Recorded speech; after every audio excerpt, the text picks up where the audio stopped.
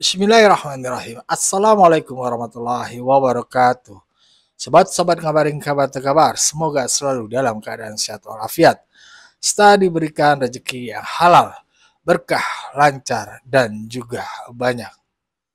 Profesor, praktisi hukum, dosen, politisi, otaknya sebagian lagi pada sengklek. Ya, sebagian gara-gara ijazah, gara-gara Pak Jokowi sakit.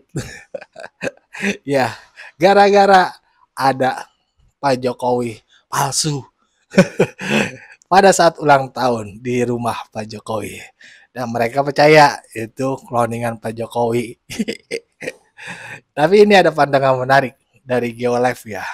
Bagaimana sekarang itu sangat memprihatinkan praktisi, doktor, dan ilmuwan serta yang lainnya yang pintar-pintar itu deh. Gara-gara Pak Jokowi otaknya jadi pada rada sengklek. Mari kita simak pandangan dari Geolab yang menurut gua penting untuk kita simak. Let's go.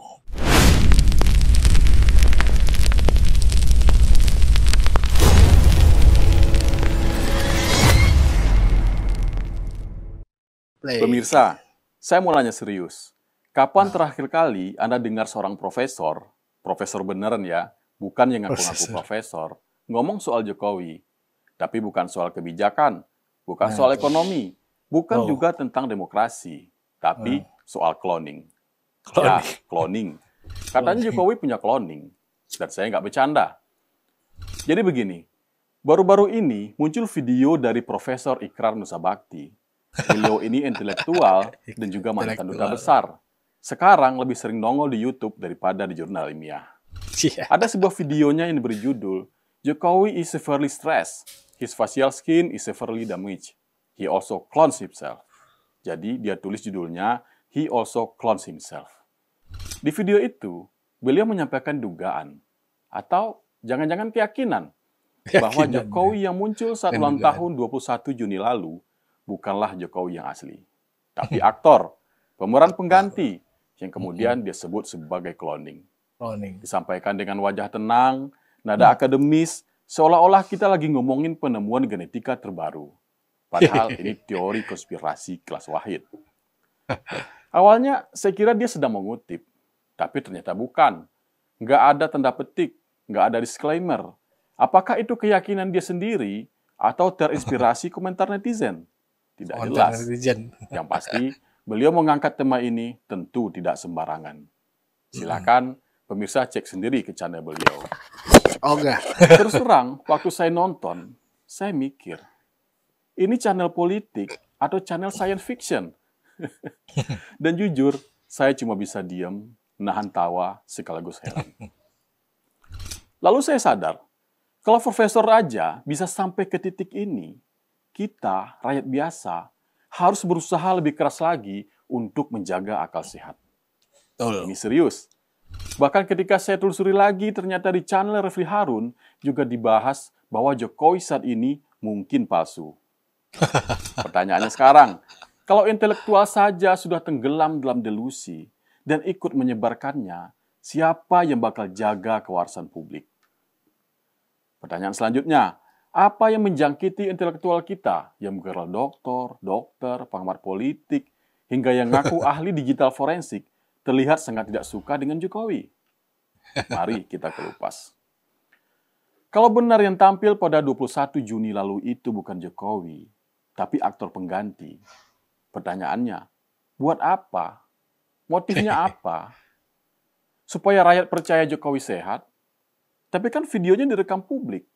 Ada warga, ada wartawan, ada pejabat. Nggak takut ketahuan. Dan kalau semudah itu nyewa aktor mirip Jokowi, kenapa nggak dari dulu? Pas debat capres misalnya. Atau pas pidato, biar kelihatan lebih garang. Atau kenapa nggak pas kunjungan luar negeri, biar Inggrisnya bisa cas-cis-cus. Jelas ini dugaan yang paling absurd. Bahkan lebih absurd daripada percaya dukun buat menangin pemilu. Awalnya memang terdengar lucu, Tapi makin lama kok makin mengganggu ya. Bukan cuma karena klaimnya ngawur, tapi karena ini datang dari orang yang seharusnya jadi panutan berpikir jernih. Orang yang seharusnya menjaga batas antara fakta dan fiksi. Tapi sekarang justru mereka yang menabrak batas itu. Iya. Mereka nggak percaya UGM.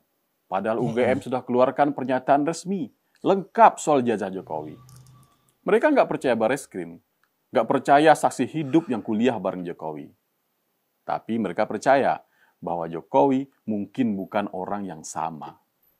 Mungkin aktor, mungkin hasil eksperimen, mungkin tiruan genetika. Kita ini sedang ngapain sih sebenarnya? Kita udah keluar dari wilayah logika. Sampai. Ini udah masuk ke wilayah yang dulu disebut Tan Malaka sebagai logika mistika.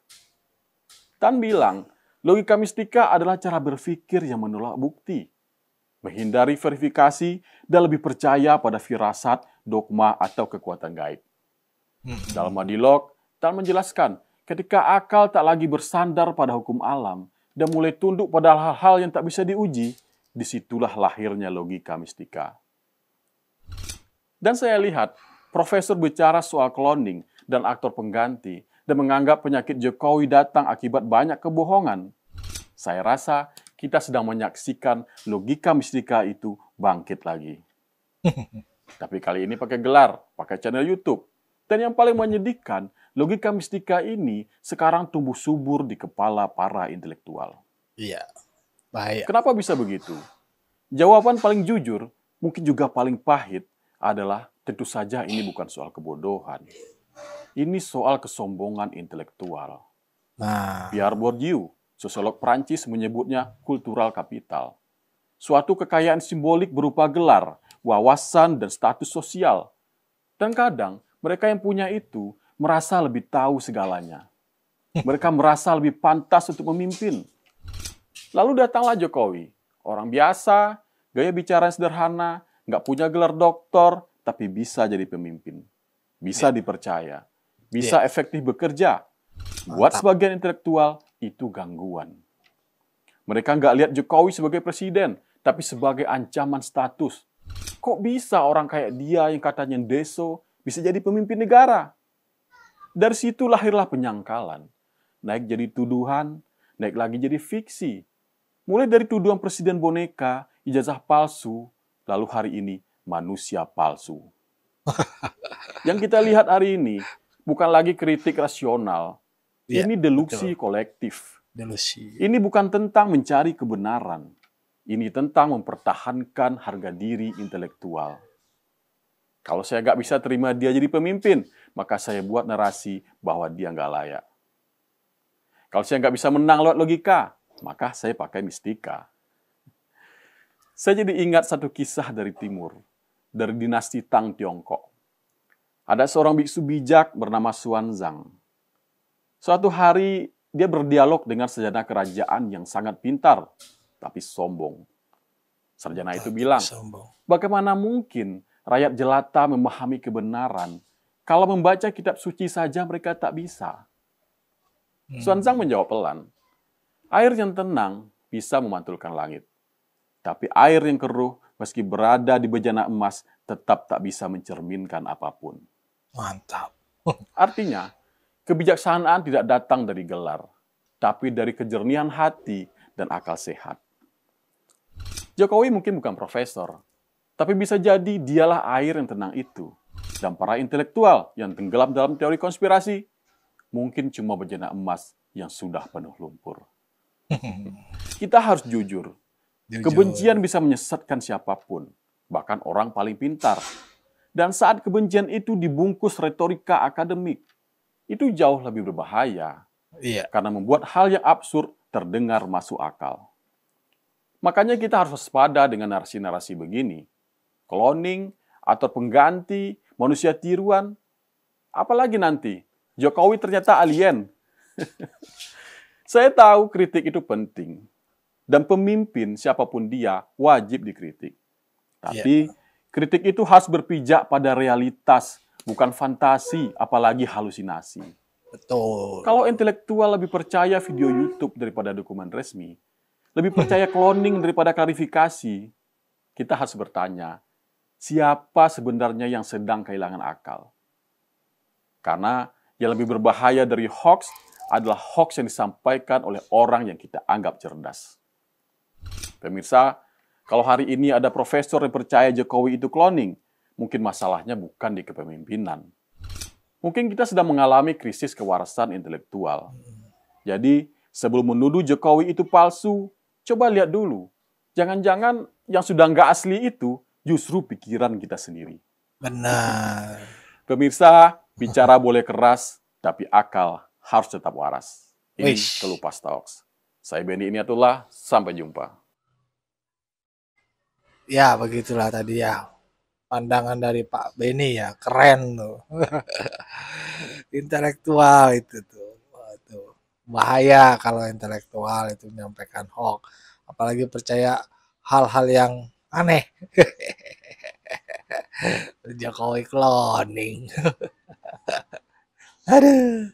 Mereka lebih percaya Rosuryo daripada UGM. Aduh. Bagaimana menurut pandangan sobat-sobat tentang video tadi? Berikan pendapatnya di kolom komentar. Wassalamualaikum warahmatullahi wabarakatuh.